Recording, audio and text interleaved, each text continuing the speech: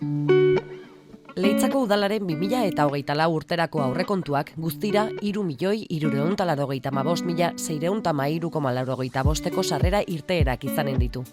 Aurrekontuen zati bat herritarrei oinarrizko eta eguneroko zerbitzuak emateko erabiltzen da.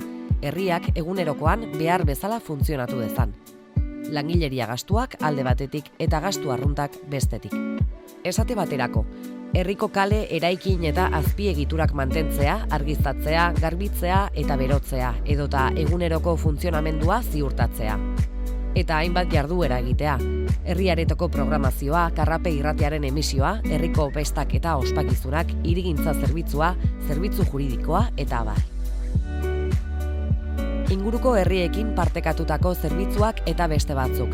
Gizarte zerbitzua, euskara zerbitzua, UEMA, berdintasun zerbitzua, Aralar musika eskola, Plazaola partzuergo turistikoa, Anikote kirol zerbitzua, Zederna Garalur tokiko garapena eta garapen sozioekonomikoa, etxeak zaharberritzeko laguntzak.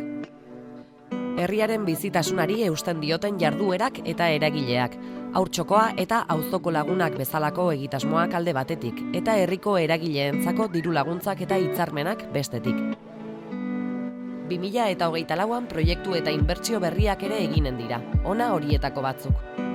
Zaintzaren inguruko diagnostiko sakona eta ekintza plana, larreen kudeaketarako egitasmo berezia, herriko puntu ilunen azterketa, herriko kurrikuluma osatzeko beka deialdia, herriko argindarraren sistema berritzeko eta egonkortzeko transformazio zentroa.